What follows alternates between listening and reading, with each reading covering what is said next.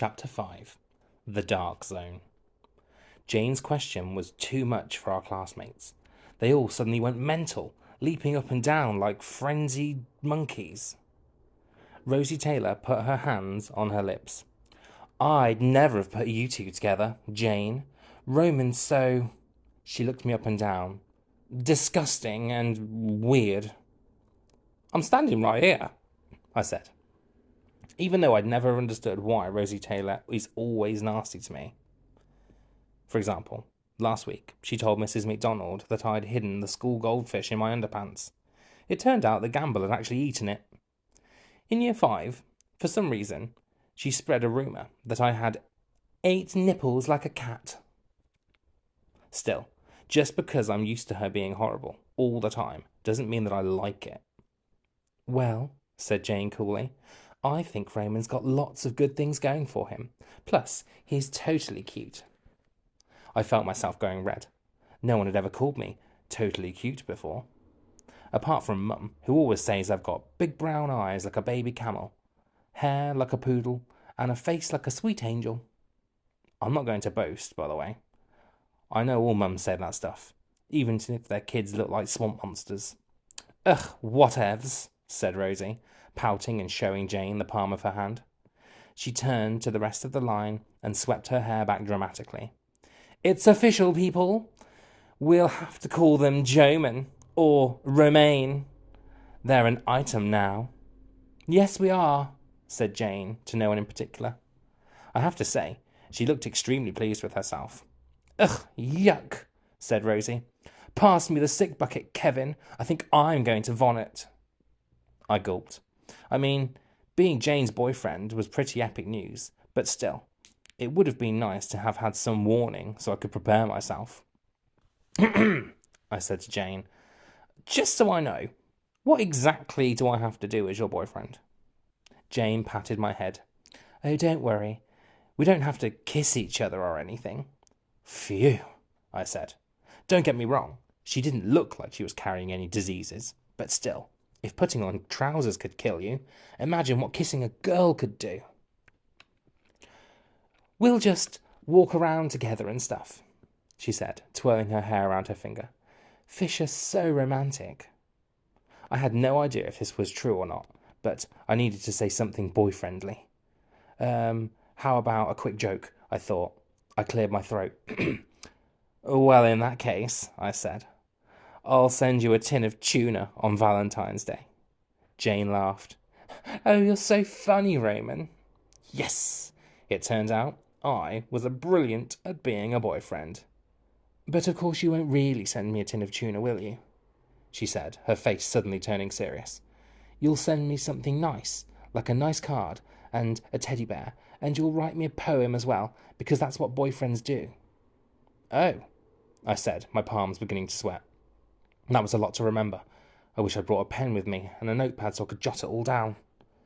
Maybe being a boyfriend wasn't quite as easy or fun as it looked. Okay. She wrinkled up her nose at me.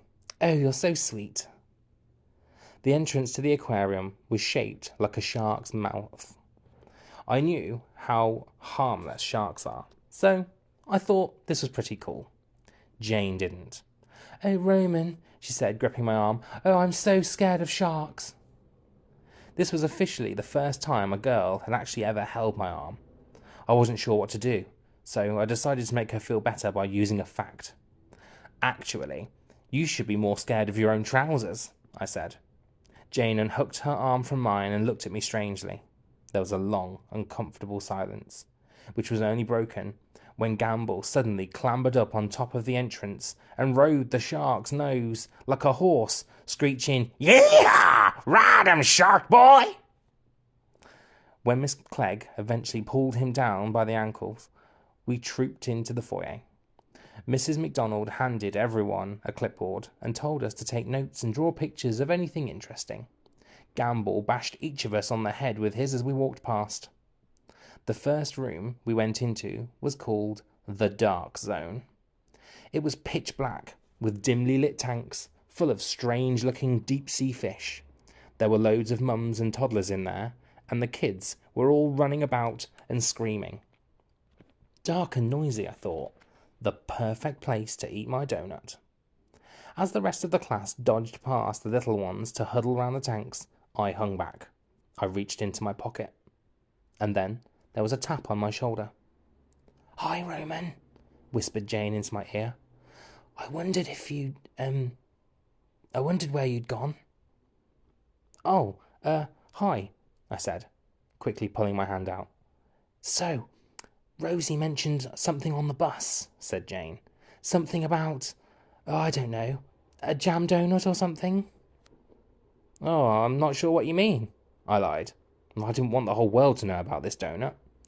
"And I just thought," said Jane, like she hadn't heard me, "that since you're such an amazing boyfriend, you might just let me have a tiny little nibble."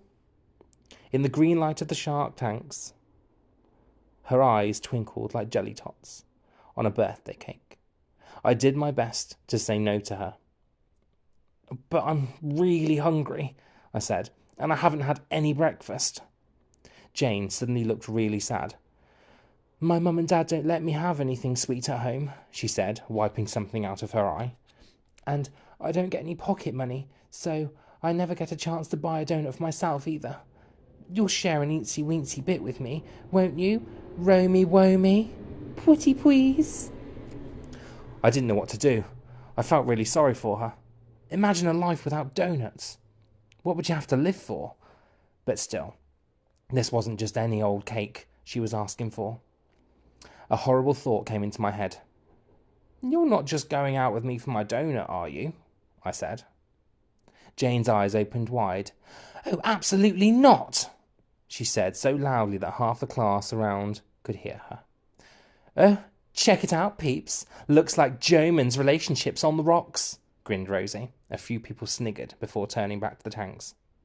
"I've always liked you," continued Jane, looking at her shoes.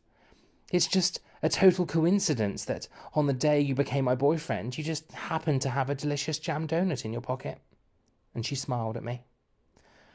I didn't know whether or not to believe her.